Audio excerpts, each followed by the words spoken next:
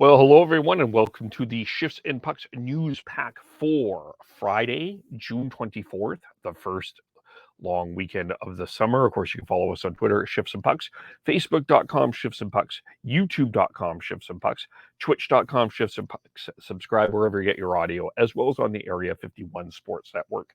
As the Cup is in the building, Game 5 tonight between the Tampa Bay Lightning and the Colorado Avalanche. The Avalanche lead the series 3-1. They could win the series tonight. They could win the Stanley Cup tonight should they win. Or do we go to Tampa for game number 6? That's what we'll have to see here. Of course, Tampa saying Braden Point, Anthony Cirelli could play. And Colorado saying Andre Burakovsky could play in Game 5. So lots of injury questions on both sides, specifically with Tampa Bay. I mean, you got Braden Point, Anthony Cirelli, and Eric Chernak specifically. Andre Burakovsky was out. He could play. Of course, Nazem Kadri did get into the lineup and scored the winning overtime goal for Game 5. So it's going to be an interesting game. The Cup is in the building. Suspect Colorado is going to come out storming here in the beginning. And Andrei Vasilevsky, one thing to remember is in elimination games, he has an under 2 goals against average here. That is one thing that is something. When this team has faced elimination, Andrei Vasilevsky has stood his ground for sure. That's what he has. That's been one of the reasons why I think he has to be considered one of the greatest goaltenders who have ever played the game. Kind of look back here at his series clinching games. He's 9-4 with a 9.49 save percentage, 4 shutouts. That was a last year.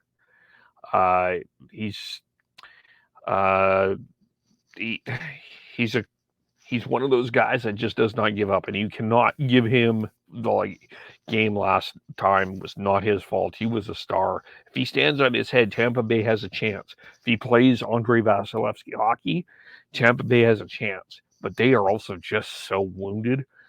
I don't know if they can get 3 straight done. They might be able to get tonight done, but if they get 3 straight, is going to be a heck of a task. So we'll have to see what happens there with that. And we'll have to see. Darcy Kemper played a pretty strong game, though, for Colorado after being pulled for Pavel Francouz in their last game. I know he's not too shabby of a goaltender, and Colorado is just an all-round talented team, so we'll have to see what happens there. Colorado, Tampa, Game 5 tonight. News out of the Vancouver Canucks as they have announced some additions to their hockey department, hockey operations department. Patrick Alvin announced those today. We'll go through the press here because it's Ryan Johnson has been promoted to the assistant to the general manager. Its terms of title, it's not a change from what Ryan Johnson's doing. He still will be the general manager of the Abbotsford Canucks. Scott Young will come from Pittsburgh. He will act as director of player personnel. Alvin said today he's going to be focusing on college free agents. Frank Golden also joins us as a college free agent. Dylan Crawford, he's the son of Mark Crawford, has been named video coach. And Dale Talon will serve as a senior advisor and a professional scout. Of course, Talon, the former general manager in Chicago and part of that, as well as Florida. That one is a bit more of a controversial hire, it looks like, for a lot of people. Of course, Talon, during the playoff bubble, was accused of some racist comments, which the NHL did clear him of, but you still have that anchor along the way with him. Doesn't have the greatest reputation in hockey, but a guy that has brought some success. It's a controversial hire. I think the big one here is the continued growth of Ryan Johnson, just in terms of giving him a stronger title. And you're adding some new faces. You're adding Scott Young from Pittsburgh, and Dylan Crawford in. And I think that one of the areas it looks like that Vancouver's trying to focus on is college scouting and improving in that area. It sounds like one of the things that they're focusing on. So that is, I think, the big thing there. Um, I don't know how much Dale Talon will be influencing things. We'll discuss that on the podcast this week.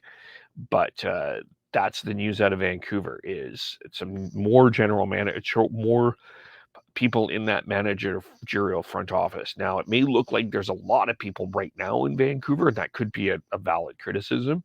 But really, before, it was Jim Benning and John Weisbrod that seemed to be doing most of the lifting, and there seemed to be certainly a rift. So maybe this way is a bit more fresher of a way.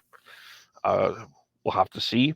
I think a lot of this you look at with Vancouver, and you just have to wait and see where the success is with that. So that's the news out of Vancouver in terms of the management hiring. You've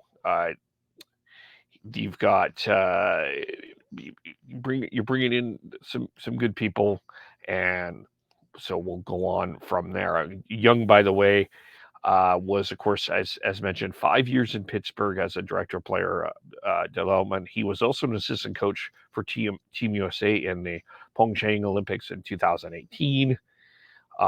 17 years in the NHL with Pittsburgh, Quebec, Colorado, Anaheim, St. Louis, and Dallas. First round pick, 11th overall in the 1986 draft. And Frank Golden also coming from the Pittsburgh Penguins as well. As far as Brad Shaw, no news on that or any other adding of an assistant coach. Still waiting to hear on that as well. No rumors about JT Miller and Brock Besser in terms of negotiations, but nothing official on that end as of yet. Speaking of coaching, it looks like the Chicago Blackhawks will be bringing in Luke Richardson as their next head coach. Reports earlier in the week suggested that Ryan Huska, Calgary Flames assistant, was going to get that. It looks like they're going with the route of Luke Richardson. He played 1,400 NHL games, 8 years as an NHL assistant, 4 years as an AHL head coach, was an assistant coach in Montreal, coached a few games there as well, head coach when Dominic Ducharme was unavailable. Frank Zaravelli tweeted that out. I think a lot of people felt that Luke Richardson was due a head coaching job, so I think this is good for him that he is getting that job there as well. So Chicago may have been off the head coaching market. Winnipeg still on the head coaching market, and Barry Trotz is the news of the day here. According to Darren Dreger, Barry Trotz has decided not to immediately jump back into coaching. He informed the Winnipeg Jets of his decision today and intends on continuing to focus on his family. Trotz acknowledged how difficult the decision was to not accept the head coaching job in Winnipeg. Now, remember when John Tortorella was hired back in Philadelphia, there was a report that Barry Trotz turned down that as well. So it looks like Barry Trotz, he bought a home in Nashville. Looks like he's going to be taking the time off coaching. That's what appears to be happening here. But Winnipeg will need to go in a different direction. There have been reports of Scott Arniel on that list there. Randy Carlyle's name came up as well. So we'll have to see what happens in Winnipeg. You've also got Andrew Burnett, who's now out there. When you wonder if that's a possibility in Winnipeg. Of course, Florida hired Paul Maurice. Remember one thing that Kevin Cheveldayoff said is Dave Lowry is still in this race, so it doesn't mean that he could be another one that could be in there as well. So we'll have to see. You had Ryan Huska in Chicago be a consideration. Brad Shaw was a consideration in Chicago as well. Might he be a consideration? Might both of them be considerations in Winnipeg? So now that Trotz has decided to not participate in the coaching carousel, we'll have to see what happens here. We wonder if things get filled. and what happens here. Doesn't it just feel like we are, for the off-season, folks, we've been waiting far too long for things to happen. Like, from a Vancouver perspective, the conversation around JT Miller started in February, March, April, May, June. 5 months. We have been waiting on a decision surrounding the Vancouver Canucks and some big decisions. In Calgary, you got the Johnny Gaudreau, Matthew Tkachuk, and a bunch of those decisions. It just feels like, summer is out. It's the 24th of June. I think people are waiting for some off-season stuff to happen. So we'll have to see. Hopefully, we'll see what happens. If Colorado clinches tonight, I think the off-season valve turns on. But we'll see about that. Couple of other things to touch on here as well. CHL Memorial Cup. The Shawinigan beat Hamilton yesterday, so they are now 2-0 with 2 regulation wins and 6 points. The Hamilton Bulldogs are in trouble. They will face the Edmonton Oil Kings, and that's basically the Bulldogs have to win in regulation, get 3 points to advance to the semifinals. If not, the Oil Kings will advance. And then on Saturday, it's the Shawinigan Curita Cats taking on the St. John's Sea Dogs. And if St. John wins in regulation, they get a bye into the Memorial Cup final. And then Shawinigan will have to play the semifinal game against either Hamilton or Edmonton. So lots going on there. There won't be a tiebreaker. There shouldn't. Looking at this math, Sunday will be a bye. Monday will be the semifinals. So 2 big games here this weekend for the Memorial Cup. The Edmonton Hamilton, who are the 2 favorites coming in. One of them will be eliminated, and then Shawinigan and St. John playing on Saturday. As far as the AHL goes, just to follow up on that game, the AHL game 4 is tonight between the Springfield and Chicago. Wolves are up. Chicago Wolves are up over the Springfield Thunder 2-1. Wolves won 6-2 and 4-0 on game 2 and 3. Thunderbirds 5-4 overtime win in game 1. So game 4 and 5 Friday, Saturday, 7:05 Eastern on AHL TV, and Saturday's game is on the NHL Network. And Hockey Canada, the final news, I didn't get a touch on this as well. Before we do, one more thing to get back to Winnipeg here. The Pierre-Luc Dubois announced that he is intending to test free agency in 2024. So that might be a guy that ends up in free agency as well, or as trade option as well in the off season. Looking like he is wanting to test free agency. So that's another story to follow in Winnipeg there as well. Wanted to add that in.